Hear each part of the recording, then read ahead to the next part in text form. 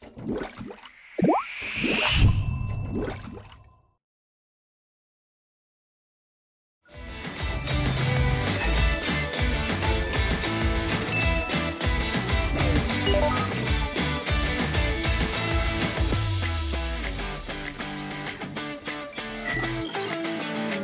muito bem-vindo ao nosso raio-x da banca da prova da Unicamp R+GO.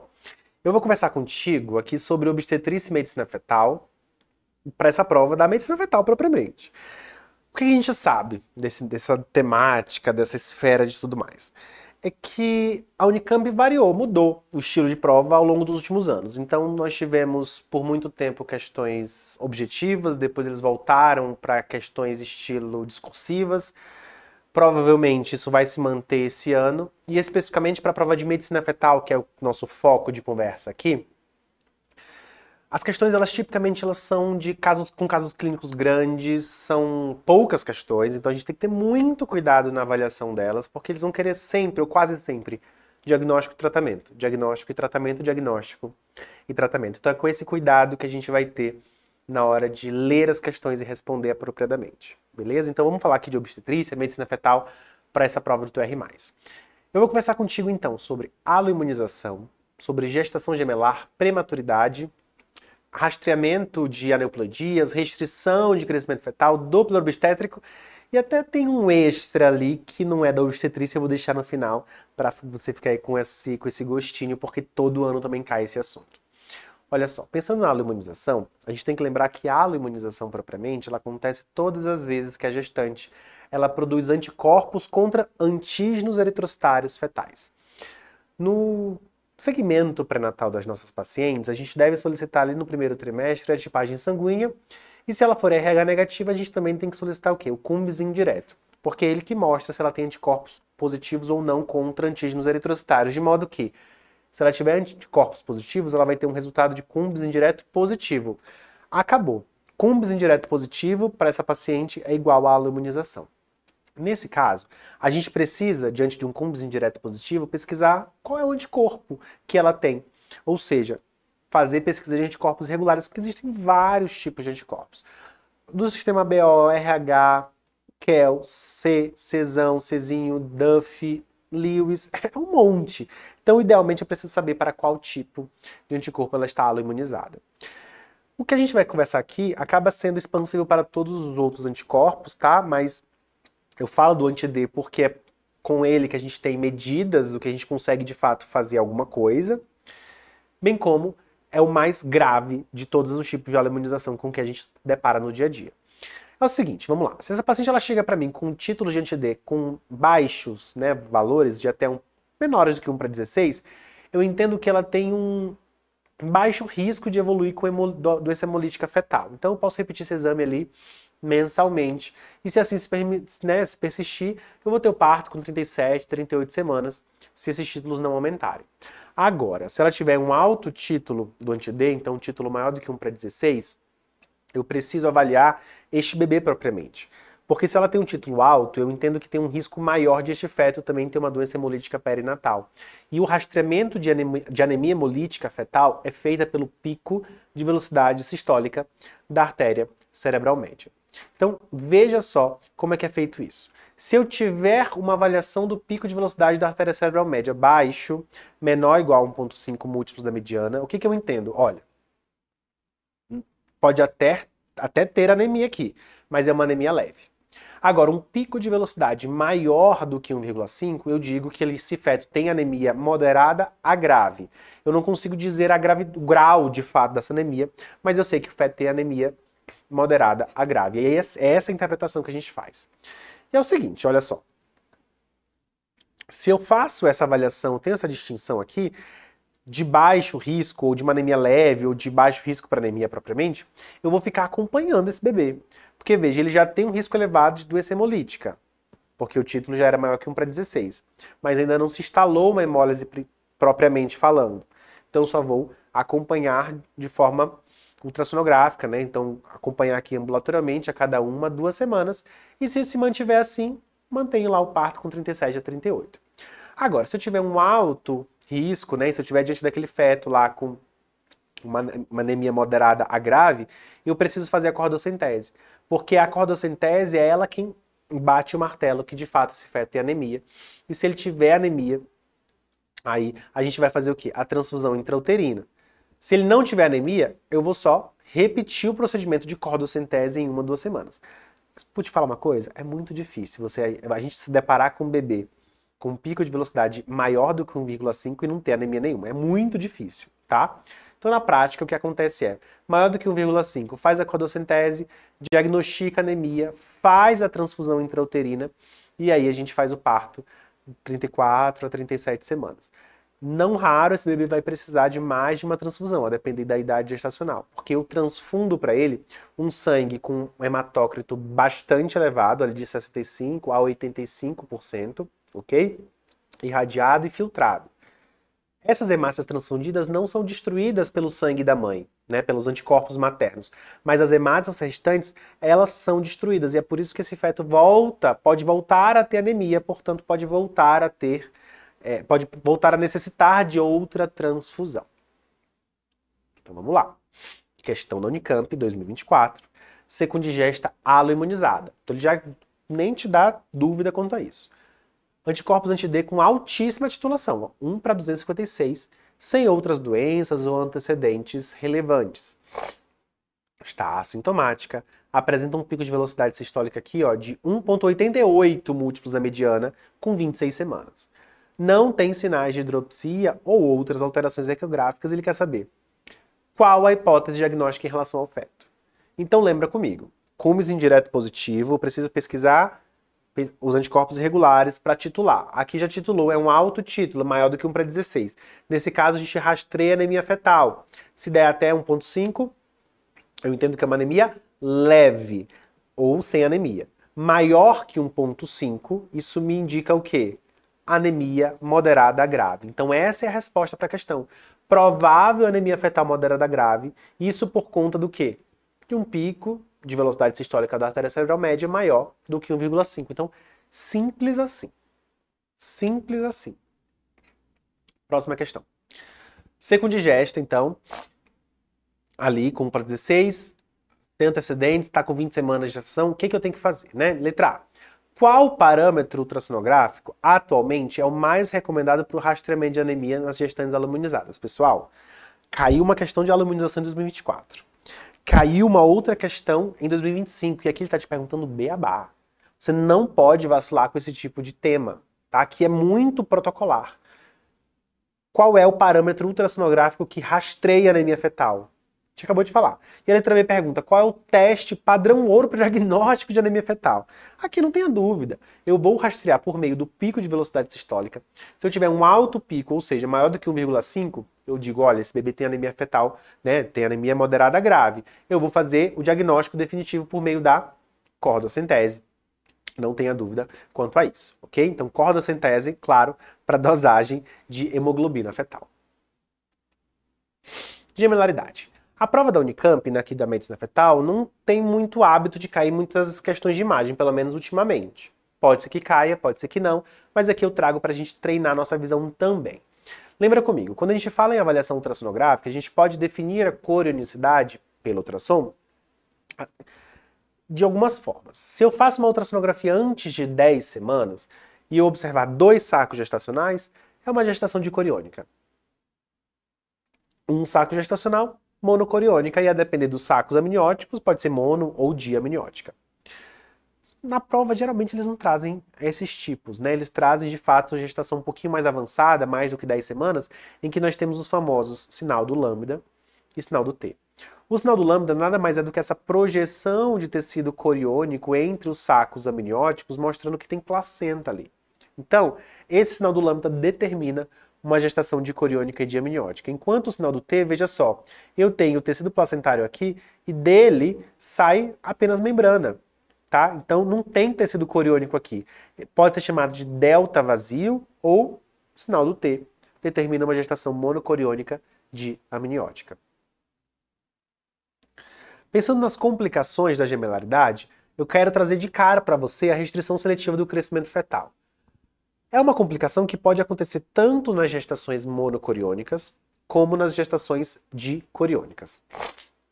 Para essas duas condições, nós temos um parâmetro de, né, um critério maior para elas. Então, se eu estiver diante de um feto que tem um peso estimado menor que o percentil 3, acabou, ele é restrito. Se eu tenho um feto restrito e outro não, restrição seletiva.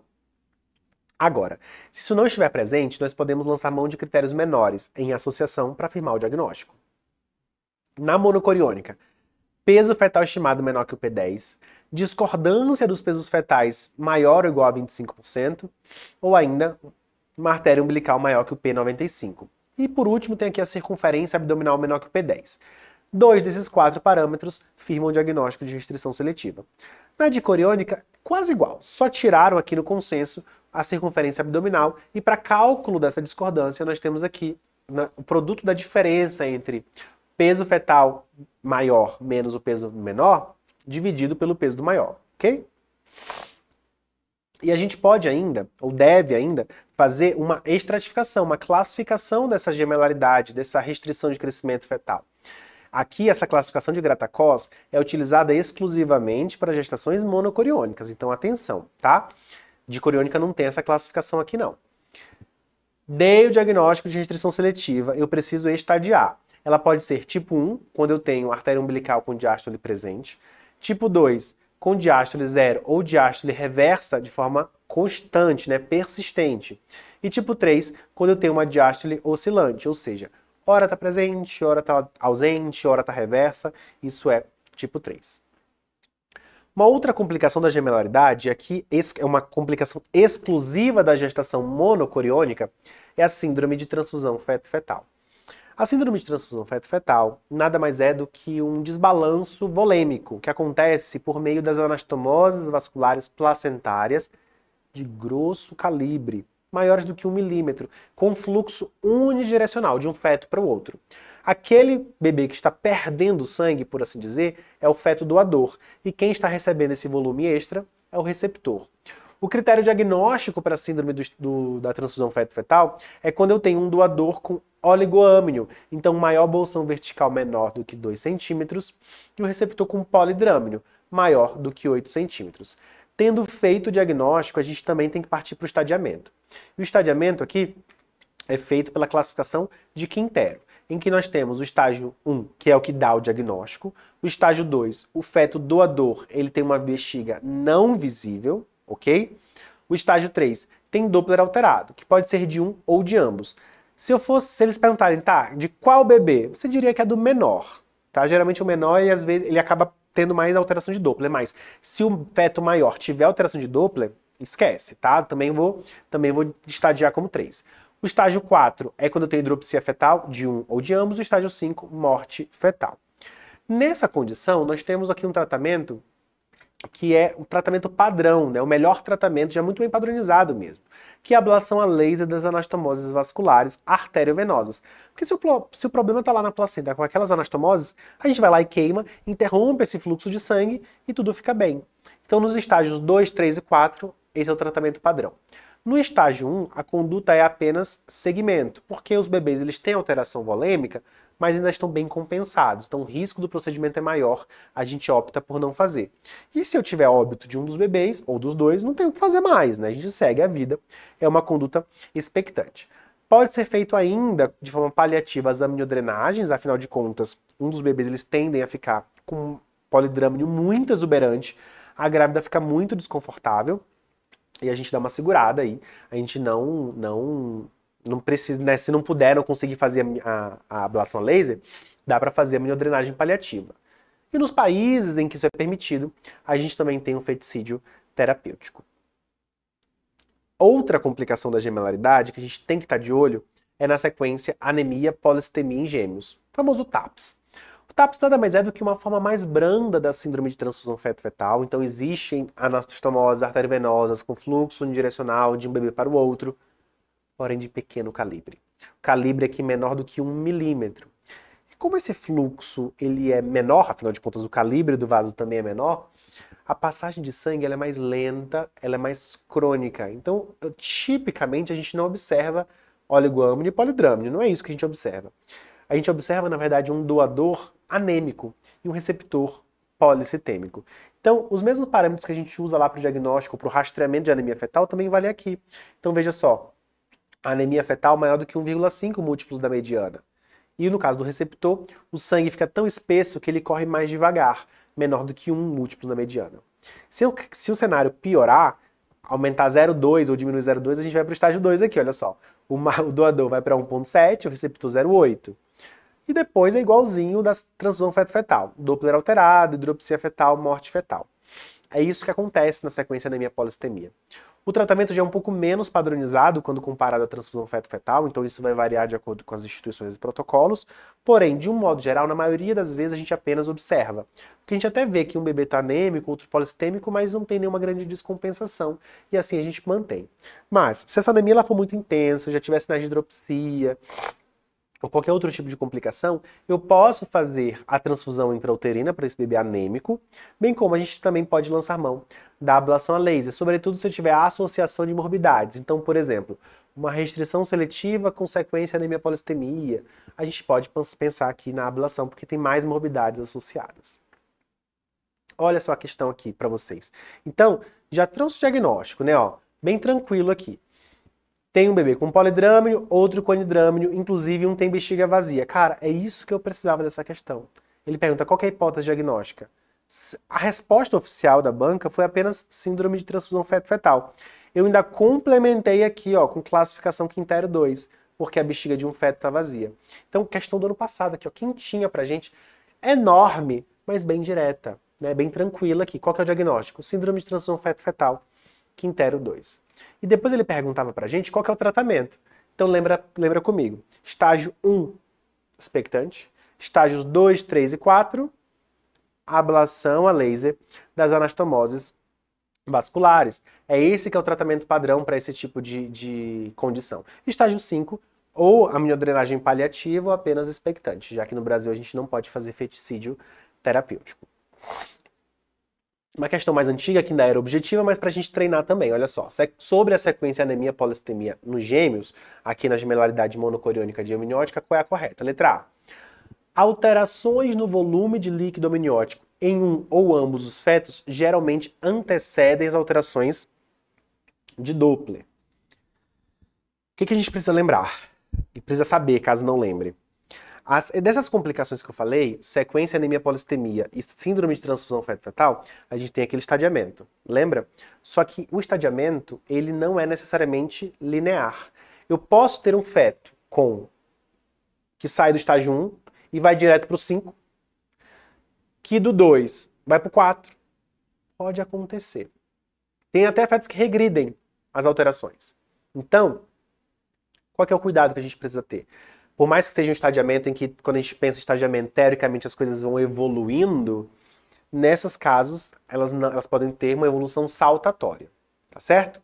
Tendo dito isso, mais uma vez, ele pergunta sobre anemia polistemia. A alteração de líquido amniótico não é algo que a gente espera na anemia polistemia, porque lembra que essa condição se dá por vasos pequenos, de pequeno calibre, transfusão crônica de sangue. Então, um bebê ele fica anêmico e outro polistêmico, e para que eu dê o diagnóstico, eu tenho alteração de Doppler do pico sistólico da artéria cerebral média. Eu não avalio o líquido para para sequência anemia polistemia. Letra B. Polidrâmino ou oligoâmnio associados às alterações do pico de cerebral média em ambos os fetos são os critérios mais aceitos para o diagnóstico? Não. Se eu tiver polidrâmino e oligoâmnio, eu vou para síndrome de transfusão feto-fetal. C. Aumento do pico de velocidade sistólica da artéria cerebral média de um dos fetos, associada à diminuição de outro feto, é o critério mais aceito? Perfeito, né? Eu tenho anemia em um bebê, polistemia em outro. E a última fala que sinais de anemia seguidos por sinais de polistemia em um dos bebês devem estar presentes para o diagnóstico. Essa alternativa D veio para sacanear quem não estava atento, porque o nome da condição é sequência anemia polistemia. E aí ele diz assim, se tiver anemia seguida por polistemia, é isso que dá o diagnóstico? Não é bem assim. O que nós temos é um bebê anêmico e outro bebê policitêmico.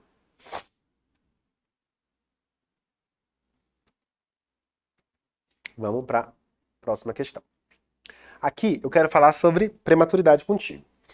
Esse fluxograma de segmento ele é muito importante para a gente saber como que a gente vai cuidar desses casos, sobretudo nos cenários de incompetência e estímulo cervical. Então, na incompetência e estímulo cervical, o que a gente tem? A gente tem aquelas perdas gestacionais recorrentes de segundo trimestre, tá? Segundo trimestre, com idades gestacionais progressivamente mais novas. Então, se for lá no terceiro trimestre, a gente já não pensa em incompetência, tá? É no segundo trimestre, sobretudo. E para diagnóstico de fato, 2 perdas consecutivas. Se eu estiver diante de uma paciente que já tem um diagnóstico de incompetência estímulo cervical, cara, você faz o morfológico de primeiro trimestre e vai para a cerclagem. Acabou. Porque eu tenho que dar cerclagem, acabou. Agora, se eu estiver diante de uma paciente com suspeita de incompetência, quem é uma paciente com suspeita? Ah, ela teve uma perda, um parto prematuro, e além disso ela tem um histórico, por exemplo, de CAF. Então ela tem um colo que já foi cortado, já teve uma prematuridade, então eu tenho ali uma suspeita. Né, já teve uma perda, mas não bate ainda, não consigo bater o martelo de incompetência, porque para incompetência eu preciso de 2 perdas. Nesse caso, a gente precisa intervir. E a intervenção é feita com progesterona vaginal. Então, se a paciente já tem um antecedente de prematuridade espontânea anterior, a gente vai fazer a progesterona e também vai começar a fazer um rastreamento de colo curto, a partir de 14 a 16 semanas. Se nessa meia avaliação de colo tiver um colo realmente curto ou com afunilamento, cara, acabou, cerclagem, né?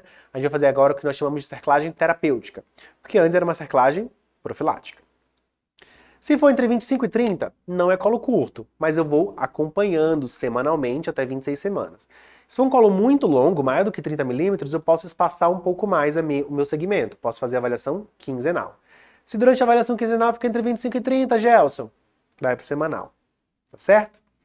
Agora, digamos que nós estejamos diante de uma paciente que só tem alto risco para incompetência. Ou seja, uma paciente que fez CAF, mas nunca engravidou, nunca teve perda gestacional, ela tem síndrome de Ehlers-Danlos, então ela tem ali uma doença do colágeno, que também aumenta o risco de incompetência. Ou seja, apenas critérios clínicos de risco para incompetência, mas que a gente não consegue bater o martelo.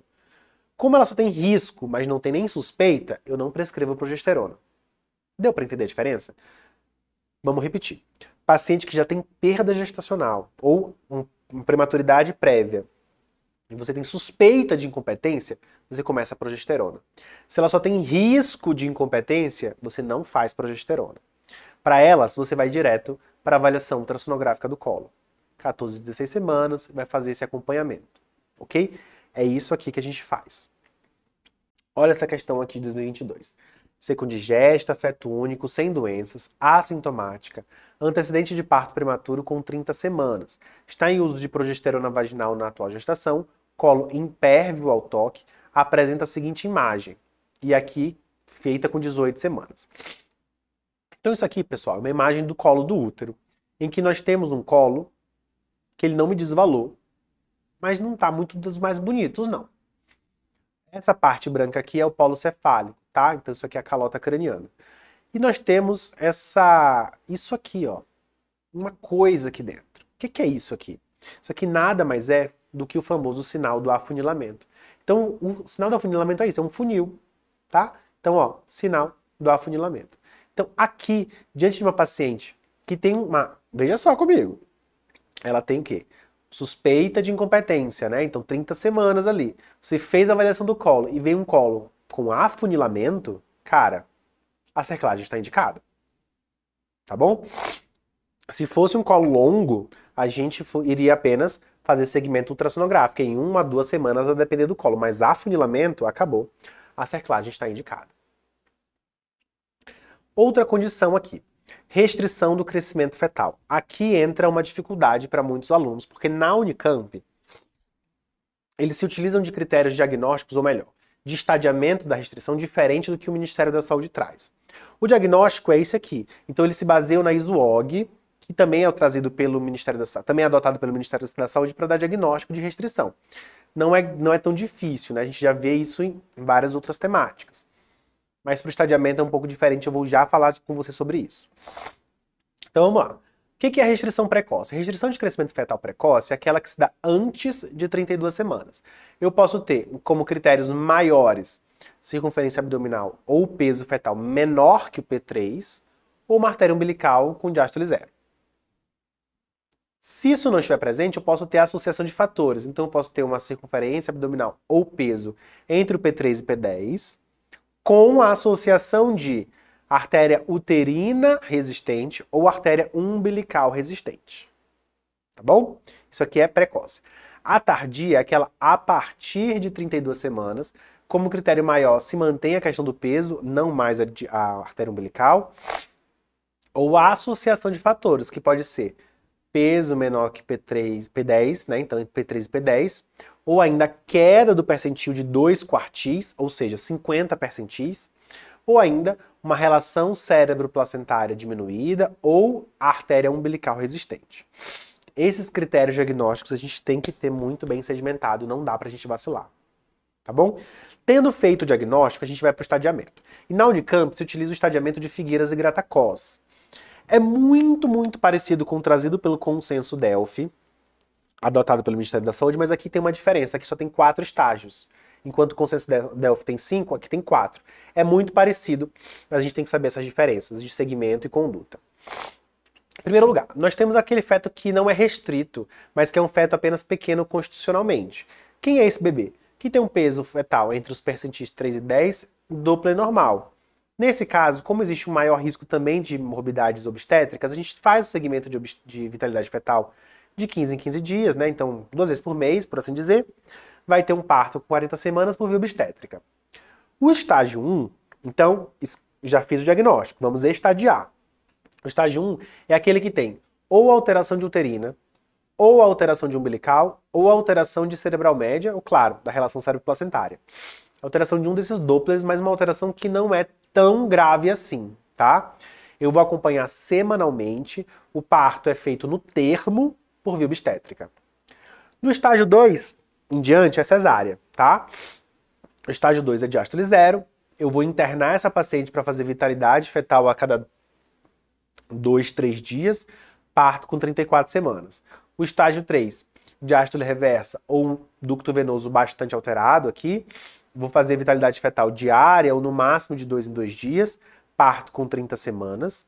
E o estágio 4 é aquele em que eu tenho assim, um ducto venoso já nos últimas, né? Onda ausente ou reversa ou a cardiotoco bem alterada. Eu vou internar, eu posso até repetir ali esse exame em 12 horas, mas fazer o parto a partir de 26 semanas também por cesariana, tá bom? Então, esse estadiamento de Figueiras e Grata-Cós a gente tem que saber. Tanto o diagnóstico pela ISWOG, quanto o estadiamento aqui por Figueiras e Grata-Cós. Por que a gente tem que saber? Porque cai na prova, não tem jeito. Aqui essa questão foi da prova de ultrassonografia em GO, não foi na prova de medicina fetal. Mas a gente tem que saber, olha só. Gestante de 32 semanas, feto com restrição, diástole zero nas artérias umbilicais, persistente por 12 horas. Então, estava com restrição, fez diástole zero, repetiu em 12 horas, se manteve. Ele quer saber qual o estágio segundo Figueiras e Grata-Cós. Letra B, qual é a conduta para esse caso segundo essa mesma classificação? Então, a gente tem que saber que aqui é estágio 2. Porque o estágio 1 é quando eu tenho uma alteração de Doppler mais branda, por assim dizer. Uterina, umbilical, cerebral média. Mas quando ela já chega com uma diástole zero, vai para o estágio 2. Qual é a conduta? Segmento ultrassonográfico a cada 2, 3 dias. Eu poderia dizer internação hospitalar com controle de vitalidade fetal a cada 2, 3 dias. Daria no mesmo, tá bom? Agora, eu quero falar com você sobre o Doppler obstétrico propriamente, para a gente deixar isso ainda mais reforçado, tá? Então vamos lá. Quando a gente fala em Doppler obstétrico, nós temos 4 vasos que são estudados. A artéria uterina, a artéria umbilical, a artéria cerebral média e ducto venoso. Desses 4 vasos do Doppler obstétrico, a artéria uterina ele é o único que não se propõe em nada a avaliação de vitalidade fetal. Tá? Ele é um fluxo exclusivamente materno que reflete a função ou fluxo útero-placentário, então da mãe para a placenta. Ele é útil para a estratificação diagnóstica, a gente acabou de mostrar isso, de feto restrito para um feto pequeno constitucionalmente. E lá no primeiro trimestre ele também pode ser utilizado para quê? Para risco de pré-eclâmpsia. No segundo também, mas principalmente no primeiro trimestre. É um vaso arterial em que o que eu espero nesse vaso é que ele tenha uma diástole cheia, tá? Então olha comigo. Dos vasos arteriais que a gente vai conversar, todos eles são bifásicos. O que que é isso? Ele é composto por uma sístole e depois aqui uma diástole. Sístole, diástole, aqui embaixo, tá? Sístole, diástole. Aqui na marcação, essas setas vermelhas mostram pra gente o comecinho da diástole. E tem esse rebaixamento aqui que nós chamamos de incisura protodiastólica. A presença de uma incisura protodiastólica representa de forma qualitativa uma resistência aumentada da artéria uterina, coisa que eu não quero que tenha, tá? Não é uma coisa boa pra gente. O que nós queremos é uma diástole bem cheia. O que é uma diástole cheia? Uma diástole alta e não fina como essa daqui, tá bom? O próximo vaso que a gente precisa saber falar, precisa observar, é a artéria umbilical. A artéria umbilical, ela se propõe a avaliar o fluxo barra perfusão feto-placentária. Eu gosto de pensar que ela é como se fosse uma representação da resistência vascular periférica, porque é o último vaso do bebê até chegar na placenta, né? Então sai do bebê pela artéria umbilical até chegar na placenta. Ela representa perfusão placentária, função placentária. De modo que o normal pra gente é isso aqui, veja, uma artéria bifásica, gordinha e achatada. Então tem uma sístole, mas tem uma diástole bem cheia. À medida que a gente vai perdendo função placentária, a diástole vai reduzindo cada vez mais, podendo se tornar o que nós chamamos de diástole zero. Veja aqui, ó, parada do fluxo de sangue no período final da diástole. Em casos ainda mais graves, ela pode se tornar uma diástole reversa, como a gente consegue observar nessa outra imagem aqui, tá bom? E claro, esse vaso também é utilizado para diagnóstico diferencial de restrição e pequeno constitucional. E o último vaso que a gente vai avaliar, o vaso arterial a ser avaliado, é a artéria cerebral média. A artéria cerebral média, ela reflete o fluxo fetal. Como é que está o sangue nos órgãos nobres do feto? Porque o cérebro é um dos órgãos nobres desse feto. De modo que ela vai nos ajudar a avaliar a priorização desses órgãos nobres, bem como também a estratificação de anemia fetal. Lembra? Pico de velocidade sistólica da artéria cerebral média é utilizado para rastreamento de anemia fetal também. De todos os vasos arteriais, esse é o único que eu quero que seja bem elegante, alto e magro aqui, tá? E elegante no sentido bem pejorativo das modelos dos anos 90, tá? É isso que eu quero dizer. Então, a diástole fina, tá vendo aqui comigo? Que ela é bem baixinha. Eu espero uma onda bem alongada, alta e magra. É isso que eu espero de uma artéria cerebral média. De modo que se eu tiver uma diástole cheia, eu entendo que o sangue está sendo priorizado para esse cérebro. Isso reflete uma priorização para órgãos nobres, sugere ali talvez uma redistribuição volêmica, uma centralização fetal. E o ducto venoso, que é o único vaso venoso que a gente vai avaliar dentro do Doppler obstétrico de rotina, é esse aqui. Ele é trifásico, então ele é composto por uma sístole, que é essa primeira onda, depois uma diástole, e por último, essa parte final dele aqui, é a contração atrial. Ok? Então sístole, diástole e a onda A da contração atrial.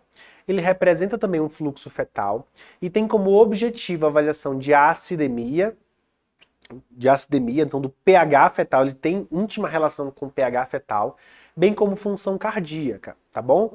Todas as vezes que nós estivermos diante de um ducto venoso com índice de pulsatilidade maior do que 1, isso deve ser compreendido como sofrimento fetal, ou acima do percentil 95, tá? Aqui nós temos um Doppler de ducto venoso normal, e aqui à direita nós temos um alterado. Consegue perceber que é tudo muito mais separado? Olha, sístole, diástole, olha a contração atrial bem baixinha aqui, onda A, bem baixa, isso aqui está bastante alterado. Olha essa questão. Na avaliação da vitalidade fetal, a Doppler velocimetria da artéria umbilical está relacionada com o quê? Letra A, reserva de oxigênio, nível de oxigenação tecidual, porcentagem de vilosidades placentárias perfundidas ou pressão parcial de oxigênio no sangue fetal. E aí? Só que a gente precisava ter uma atenção especial à resposta que está na letra C. Percentual ou porcentagem de vilosidades placentárias perfundidas. Por quê? A artéria umbilical está associada à função placentária. Quanto mais placenta funcionante, melhor é a perfusão das vilosidades. À medida que a placenta vai morrendo na vigência de alguma morbidade clínica materna, por exemplo, a pré-eclâmpsia, menos placenta funciona, menos placenta está perfundida, pior vai ser o Doppler de artéria umbilical. Olha essa outra questão. Nós temos uma paciente de 30 semanas, diagnóstico de pressão alta, ó, tá controlada com metildopa, sem outras doenças. Altura uterina de 26, boa movimentação fetal, tem um peso no percentil 2. Opa! Menor que percentil 3 é critério maior de restrição de crescimento fetal. Beleza. Morfologia fetal sem alterações. Líquido normal, Doppler. Tá normal nas artérias uterinas, normal nas artérias umbilicais, normal na cerebral média e a relação cérebro-placentária normal. Ou seja, todo o Doppler normal. Perfil biofísico, também normal. Letra A. Considerando as informações, qual a hipótese diagnóstica em relação ao feto? Já até dei a resposta, né? Aqui a gente está diante de uma restrição do crescimento fetal. Por quê? Nós temos um feto com peso menor que o percentil 3. Feto com peso menor que o percentil 3 é critério maior para diagnóstico de restrição do crescimento fetal. Poderia até complementar dizendo que é uma restrição do crescimento fetal precoce. Na letra B. Na avaliação da vitalidade fetal, quando avaliamos o índice de pulsatilidade da artéria umbilical, o que é que a gente está querendo avaliar? Então preciso saber para que me serve esse Doppler. A minha função, meu objetivo aqui é avaliar a perfusão placentária. Função dessa placenta. Esse é meu objetivo. Especificamente dentro da medicina fetal, existe um tópico que a gente precisa dominar, que é rastreamento de aneuploidias.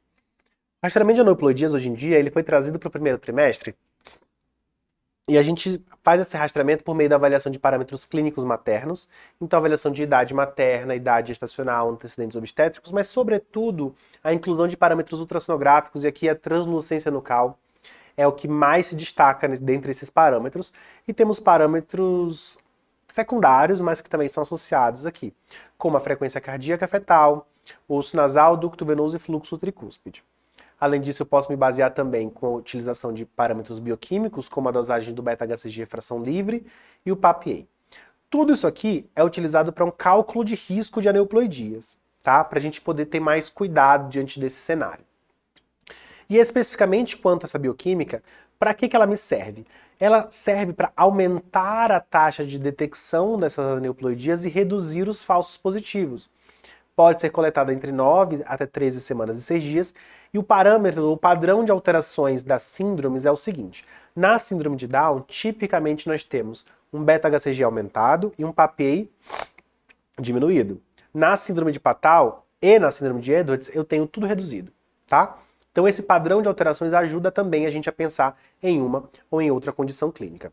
De modo que após esse rastreamento de aneuploidias, a gente vai calcular o risco, e se eu tiver um alto risco, a conduta deve ser diagnóstico invasivo, ou seja, procedimento invasivo em medicina fetal, como a biópsia de vilo corial, por exemplo. O que é um alto risco?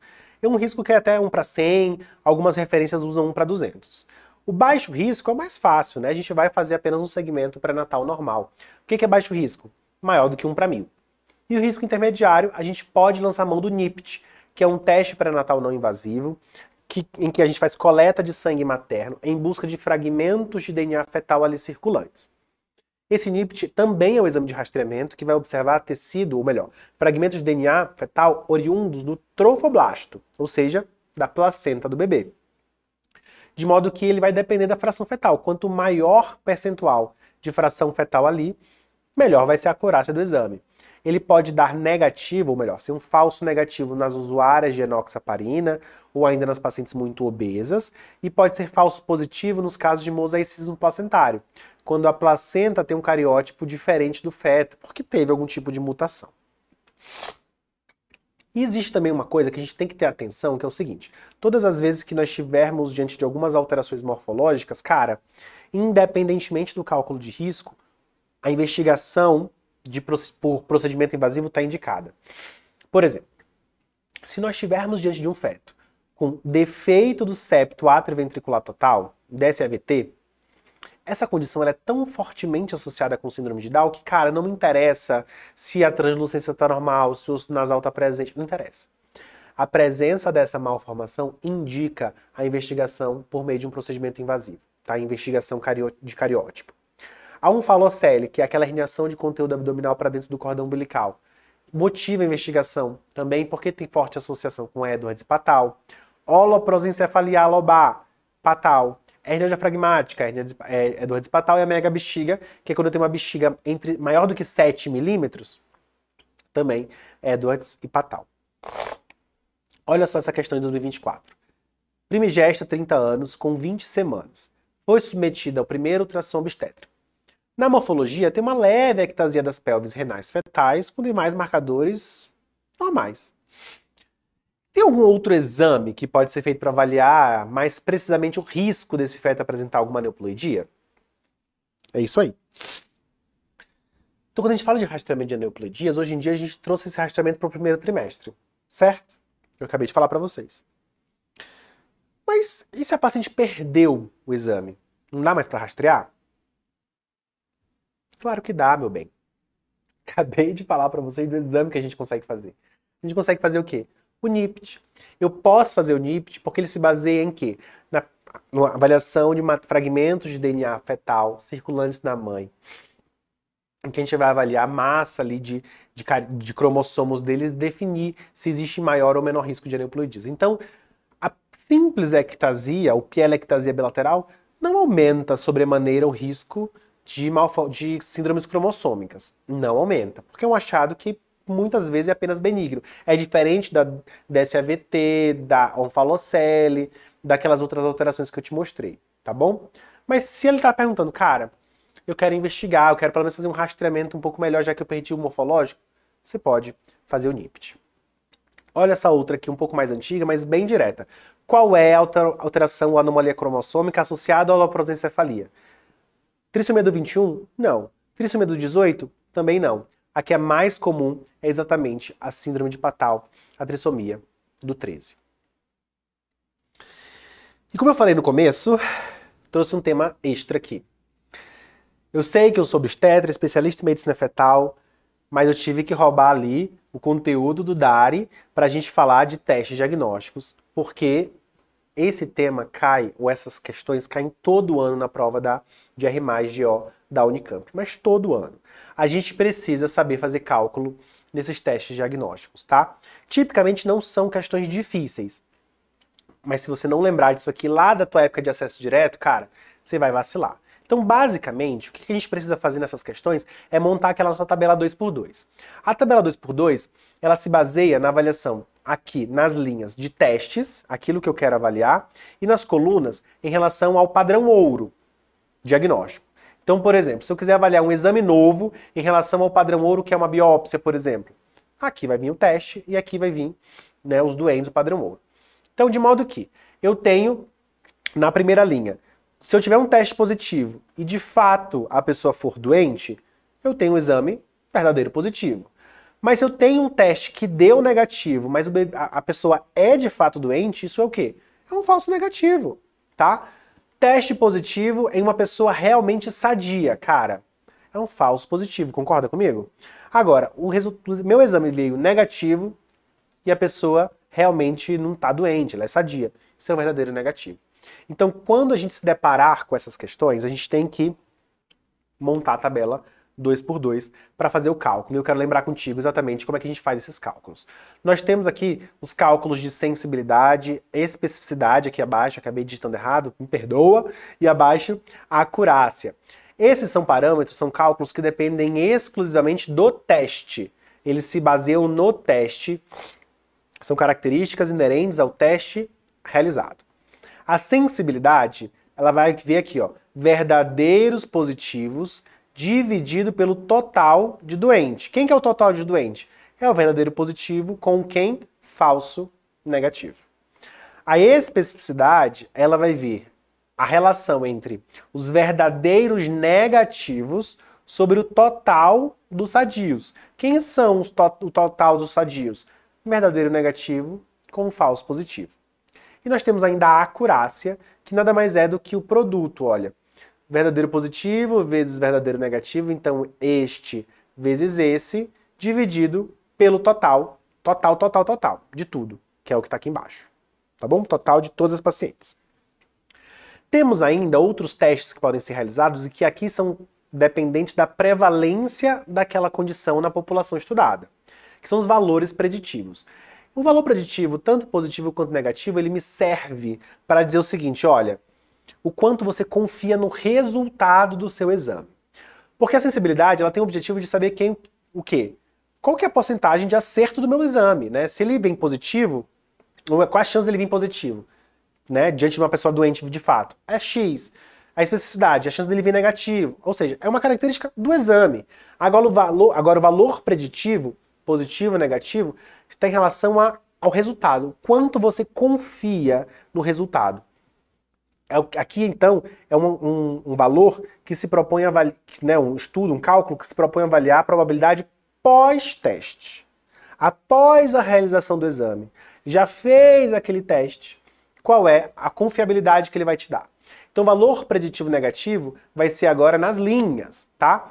Então, o valor preditivo positivo é verdadeiro positivo dividido pelo total de exames positivos, ou seja, verdadeiro positivo e falso positivo. E o VPN é o número de verdadeiros negativos dividido pelo total de exames negativos, né? Ou seja, falso negativo com verdadeiro negativo. Isso que a gente precisa saber. Olha só essa questão do ano passado. Foi feito o exame. Capacidade aqui, ó. Quer saber qual é a capacidade que a ultrassonografia tem de diagnosticar câncer em nódulos mamários em uma amostra total de 400 pacientes? As impressões das ultrassonografias foram comparadas aos resultados dos anatomopatológicos das biópsias de nódulo. Então, biópsia de nódulo é o quê? É o padrão ouro.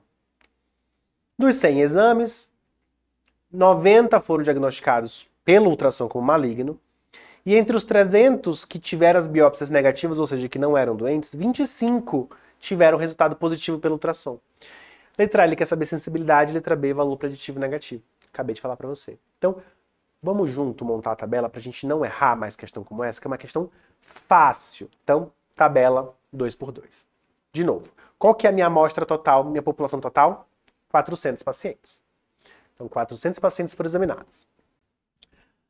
Vamos por partes, né? Então, as impressões das ultrassonografias foram comparadas com anatomopatológico. Então, o teste positivo é quem? É ultrassom positivo, ultrassom negativo.